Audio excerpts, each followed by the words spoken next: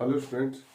जैसा कि हम लोगों ने पिछले वीडियो में डिस्कस किया था कि हम लोग अब बेसिक के साथ साथ एकेडमिक भी डिस्कस करेंगे। तो क्योंकि कुछ ही मंथ बाद पॉलिटेक्निक सेमेस्टर के एग्जाम होने वाले हैं और इंटरमीडिएट के रिलेटिव 2-3 महीने बाद एग्जाम होंगे, तो हम लोग अब एकेडमिक सिलेबस को भी कंटिन्यू रखेंगे साथ में वीडियो में, जिससे हम पूरे पॉलिटेक्निक सेमेस्टर, बीटेक के सेमेस्टर्स और इंटरमीडिएट और कक्षा 10th क्लास 10th के एग्जाम से रिलेटेड सारे मटेरियल को कलेक्ट कर सकें। हम लोग स्टूडेंट इसमें जो बेसिक का होगा उसको हम डिटेल में डिस्कस करेंगे, और जो एकेडमिक जो इतना एग्जाम में पूछा जाना है उससे रिलेटेड टॉपिक पे उतना ही डिस्कस करेंगे। यानी कितना मटेरियल हमें याद होना चाहिए ओरल पे, और कितना हमें लिखना है, कहाँ कैसे लिखना है, और कितना फीड करके रखना है माइंड पे, उतना ही हम लोग यहाँ पर डिस्कस करेंगे। और एकदम प्रॉपर तरीके से जो जो मोस्टली एग्जाम में आता है उसी उसी पॉइंट को डिस्कस करेंगे, जिससे हमारा जो एग्जाम में पेपर आना है वो उससे आउट ना जाए। ओके फ्रेंड, तो हम लोग एकेडमिक को लेकर चलते हैं। सबसे पहले से स्टार्ट करेंगे, ये फर्स्ट लेसन में से स्टार्ट करते हैं एटॉमिक स्ट्रक्चर से।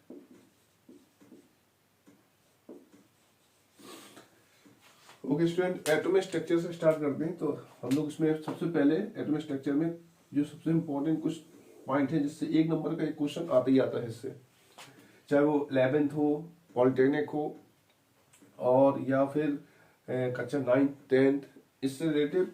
और इसके एक आध क्वेश्चन कभी कभी रेलवेज और एसएससी के कंपटीशन एग्जामों में भी आते हैं। तो हम सारे पॉइंट डिस्कस कर लेते हैं। कौन कौन से पॉइंट हम लोग यहाँ डिस्कस करेंगे। एक पॉइंट है आपका आइसोटोप्स, सेकेंड पॉइंट है आपका आइसोबार्स,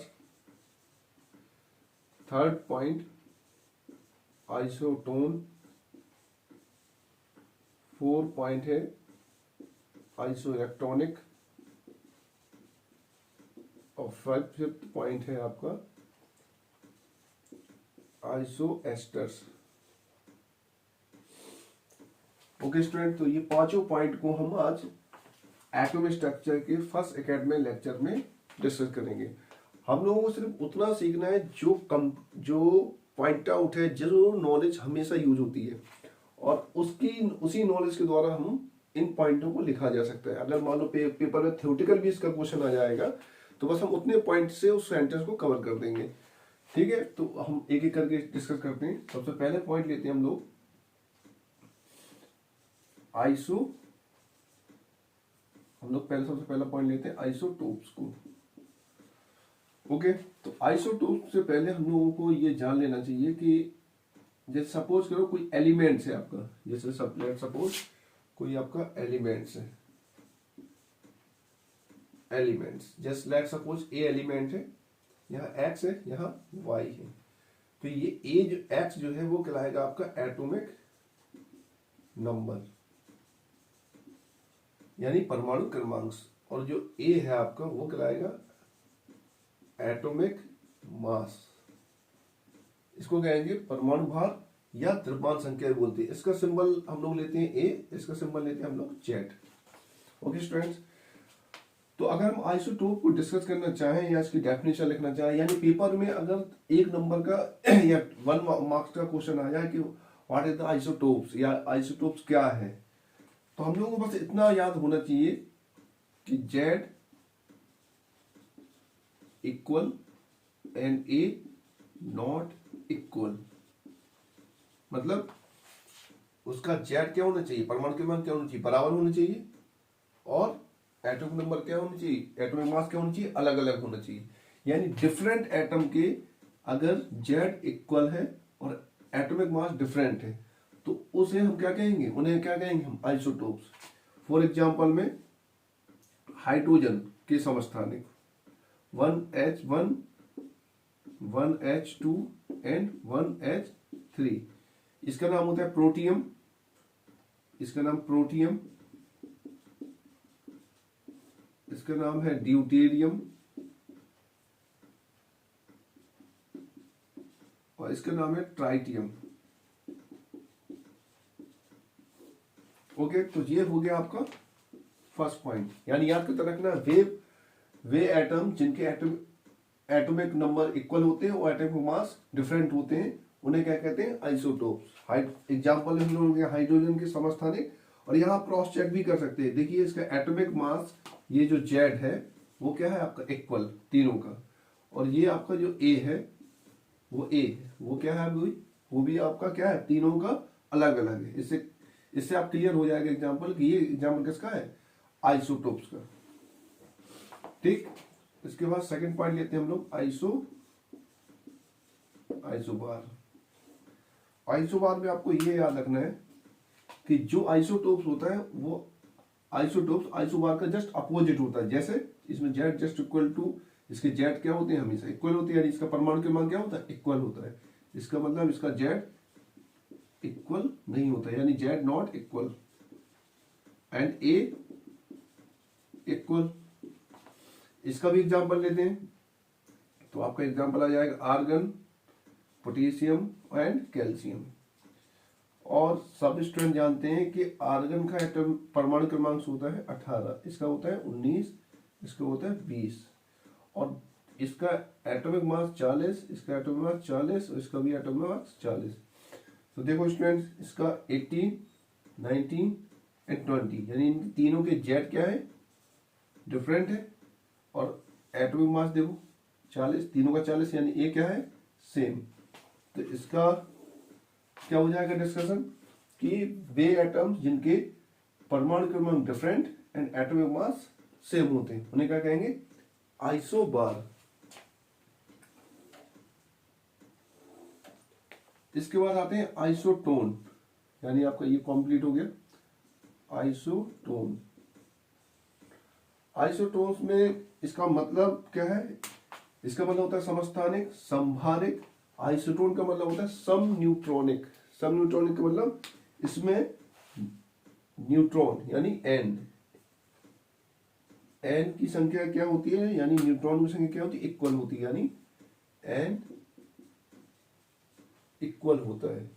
यानी आप कोई भी एक ऐसा एलिमेंट ले लीजिए जिसपे न्यूट्रॉनों की संख्या क्या है, समान आए, तो उन्हें हम क्या बोल देंगे, सम न्यूट्रॉनिक। जैसे फॉर एग्जांपल में हमने लिया, एग्जांपल ले लेते हैं, हमने लिया 1H3 ले लिया यहाँ पर, ठीक, और एक ले लिया हीलियम, और इसको ले लिया 2H4 ले लिया।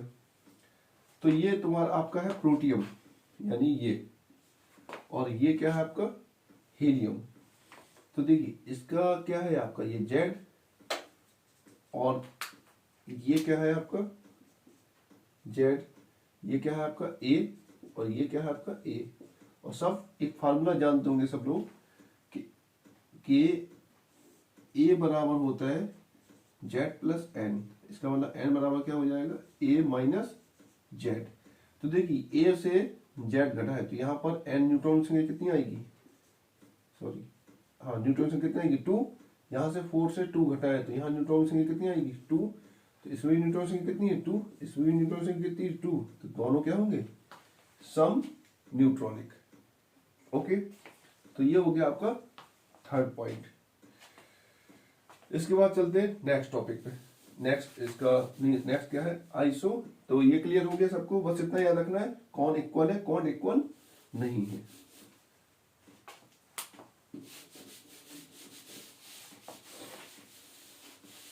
अब 2 पॉइंट पे और डिस्कस कर लेते हैं। इसके बाद आता है आइसो इलेक्ट्रॉनिक। तो 4 पॉइंट है आपका आइसो इलेक्ट्रॉनिक। आइसो इलेक्ट्रॉनिक का मतलब क्या होता है, सम इलेक्ट्रॉनिक, मतलब वे एटम या आयन जिनमें इलेक्ट्रॉन की संख्या क्या हो, समान। यानी यहां पर क्या याद रखना है, इलेक्ट्रॉन क्या है आपके इक्वल हो, ठीक है। जो भी एटम या आयन दिए हो उनके इलेक्ट्रॉन की संख्या क्या उनकी इक्वल होनी चाहिए। जैसे एग्जांपल ले लेते हैं हम लोग, एग्जांपल में ले लिया हमने जैसे Na प्लस Na ले लिया, ठीक है, Mg ले लिया, Mg+2 ले लिया, ठीक है, Mg+2, एल्यूमिनियम +3 ले लिया, नियॉन ले लिया और F- ले लिया। ये सारे आयन एटम सब ले लिए। अब हमें इसमें चेक करना है कौन कौन सम इलेक्ट्रॉनिक हैं। तो हम लोग क्या करते हैं, एक तरफ एटम या आयन लिख लेते हैं। तो हमारे कौन कौन से आयन है, Na हो गया, Na+ हो गया, Na+ के बाद Mg+2, Mg+ के बाद आपका Al+3 मान लो हो गया, फिर Ne हो गया, Ne के बाद आपका हो गया F-। ठीक है फ्रेंड, तो हम इनको स्टडी करें और इनमें क्या निकालें, इलेक्ट्रॉनों की संख्या, यानी इसमें कितने कितने नंबर इलेक्ट्रॉन कितने कितने हैं, इलेक्ट्रॉन निकालें यहाँ पर। तो इलेक्ट्रॉन देखें तो सोडियम को सब लोग जानते हैं परमाणु क्रमांक 11 होता है, तो इसमें इलेक्ट्रॉन भी कितने होंगे, 11 इलेक्ट्रॉन। सोडियम प्लस है, प्लस का मतलब क्या होता है, एक इलेक्ट्रॉन कम हो जाना, यानी प्लस साइन ये बताता है कि इलेक्ट्रॉन रिमूव हुआ है, यानी इसमें 11 थे तो कितने बचे यहाँ पर, ओनली 10 इलेक्ट्रॉन। यहाँ सब लोग मैग्नीशियम जानते हैं 12 एटॉमिक नंबर, इलेक्ट्रॉन में कितने 12। यहाँ +2, प्लस का मतलब इलेक्ट्रॉन रिमूव, कितने जितने प्लस उतने इलेक्ट्रॉन रिमूव, तो यहाँ +2 है, इसका मतलब यहाँ पर भी कितने इलेक्ट्रॉन बचे, 10 इलेक्ट्रॉन। इसके बाद आता है एल्यूमिनियम। एल्यूमिनियम जनरली सब लोग जानते हैं 13 होता है इसका एटॉमिक नंबर, इसका मतलब 13 इलेक्ट्रॉन होना चाहिए, बट +3 का मतलब कितने इलेक्ट्रॉन रिमूव हो गए, 3, तो ओनली कितने electron, 10 electron. Neon atomic number normally सब लोग जानते हैं इसका कितना होता है, 10, तो इसमें इलेक्ट्रॉन भी कितने होंगे, 10। फ्लोरीन 9 होता है इलेक्ट्रॉन, माइनस चिन्ह डिनोट करता है कि इलेक्ट्रॉन एक्सेप्ट किया है, और माइनस लगा है, एक ही माइनस, तो 1 इलेक्ट्रॉन नहीं एक्सेप्ट, तो 9 होता है, तो कितना हो जाएगा, 10 इलेक्ट्रॉन इसने एक्सेप्ट किया। तो अब टोटल देखें, इसमें स्टडी करना है सभी एटम आयन में कि किन किन में इलेक्ट्रॉनों की संख्या क्या है, समान है। तो देखो हमारा ये जो 10 है, इसमें इलेक्ट्रॉन की संख्या समान है, इसमें भी 10 है, इसमें भी 10 है, इसमें 10 है और इसमें 10 है, यानी ये पांचों आयन, यानी ये वाला आयन, ये वाला आयन और ये आयन, ये सभी की सभी आयन जो है हमारे वो क्या है, आइसो इलेक्ट्रॉनिक। ओके स्टूडेंट्स, तो ये आपका हो गया आइसो इलेक्ट्रॉनिक। इसका क्वेश्चन पॉलिटेक्निक के एग्जाम में 1 नंबर में आता है, और वो क्वेश्चन कैसे पूछता है, इस टाइप से क्वेश्चन पूछता है कि जैसे वो 2 आयन दे देगा आपको, सोडियम दे दिया, नियोन दे दिया, F दे दिया, और एक दे देगा आपको मान लो Mg, या सोडियम ही दे देगा, 3 देगा, और उसमें पूछेगा कि बताओ कौन से आयन सम इलेक्ट्रॉनिक है, तो उसमें से जिसका सेम मिले उसको छांट के अलग से लिखना हुआ है, इस तरीके से करेंगे। तो ये हो गया आपका आइसो इलेक्ट्रॉनिक। ओके, तो डेफिनेशन क्लियर है सबकी, इक्वल और कौन इक्वल है कौन इक्वल नहीं है, इसको बस स्टडी करना है। तो ये आपका हो गया आइसो इलेक्ट्रॉनिक। इसके बाद लास्ट बचा है आपका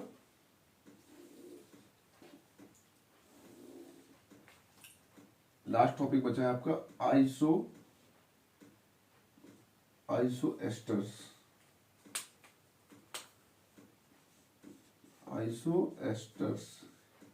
ये आपका लास्ट टॉपिक। ये टॉपिक में थोड़ा सा जनरली बच्चे कम पढ़ते हैं, तो इसलिए इसको ध्यान रखना है, क्योंकि हो सकता है तुम लोगों ने इंटरमीडिएट या उसमें भी ना पढ़ा हो। ये जो आइसो स्ट्रक्चर कॉन्सेप्ट है वो 2 मॉलिक्यूल के बीच देखा जाता है, किसके बीच, 2 मॉलिक्यूल्स के बीच, यानी 2 अणुओं के बीच देखा जाता है। 2 अणुओं का मतलब, और इसमें 2 कॉन्सेप्ट काम करते हैं। 2 कॉन्सेप्ट का मतलब, एक ये देखना पड़ता है कि इसमें एटम्स जो होते हैं यानी परमाणु जो होंगे वो क्या होने चाहिए, इक्वल होने चाहिए, और इलेक्ट्रॉन जो हों, इलेक्ट्रॉन्स वो भी क्या होने चाहिए, इक्वल। यानी ये दोनों कॉन्सेप्ट जब काम करेंगे, यानी दोनों कंडीशन फॉलो करेगी, तभी उन मॉलिक्यूल्स को हम क्या कहेंगे, आइसो एस्टर। यानी 2 की जगह 3-4 मॉलिक्यूल में भी कंपेयर करा सकते हैं, लेकिन हम 2 मॉलिक्यूल में कंपेयर करके स्टडी करेंगे तो इससे क्लियर हो जाएगा। जैसे इसका एग्जाम्पल स्टडी कर लेते हैं, इसका एग्जाम्पल, तो एग्जाम्पल ले लेते हैं हम लोग। लेट सपोज हमने लिया एग्जाम्पल SiO2 और SO2। इस पर स्टडी करके देखें तो इसमें देखें पहले एटम्स कितने हैं, तो एटम्स चेक किए, तो 1 एटम और 2 ऑक्सीजन है, टोटल एटम्स कितने, 3। इसमें 1 एटम और 2 ऑक्सीजन, इसमें भी एटम 3। तो भाई ये तो ठीक है कि एटम्स तीनों है सब में, दोनों में। फिर इसमें इलेक्ट्रॉन काउंट करते हैं, तो इसका 6 होता है कार्बन का, 1 ऑक्सीजन का 8, 2 ऑक्सीजन का कितना हो जाएगा 16 टोटल 22। इसका देखें, इसका कितना होता है, सल्फर का 16 प्लस 2 ऑक्सीजन 16 32। इसका मतलब ये दोनों आइसोइलेक्ट्रॉनिक नहीं होंगे। क्लियर हो गया?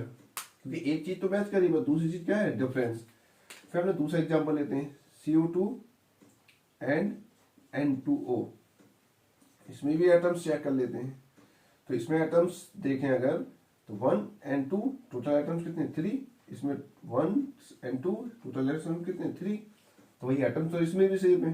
अब इलेक्ट्रॉन और काउंट कर लेते हैं। तो इसके इलेक्ट्रॉन कितने होते हैं, 6 प्लस इसका ज्ञात ही कर चुके 16, तो कितना आ जाएगा 22।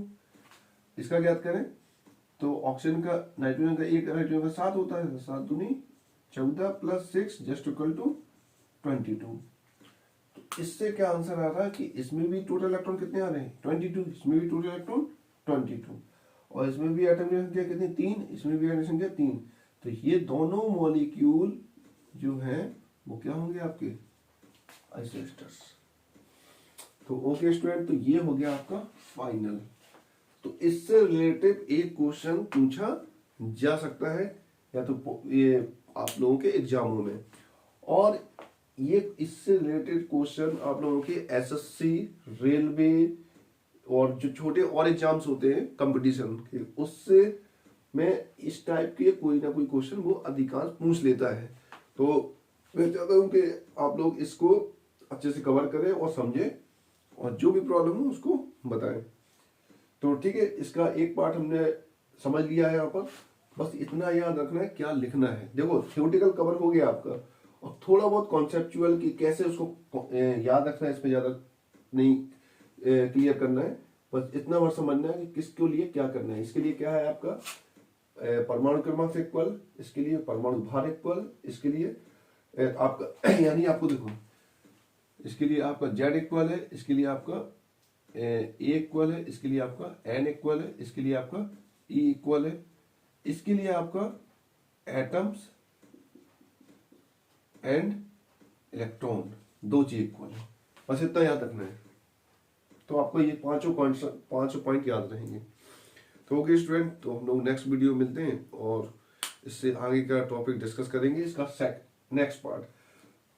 और नेक्स्ट पार्ट में हम लोग इसके आगे की जो और हेडिंग इस लेसन की, उसको सेकंड पार्ट, थर्ड पार्ट में इस फर्स्ट लेसन को पूरा कवर कर लेंगे। यानी हम लोगों का टारगेट रहेगा 3 या 4 वीडियोस में ये पूरे लेसन को कवर करना। ठीक, तो ओके स्टूडेंट, तो नेक्स्ट वीडियो मिलते हैं।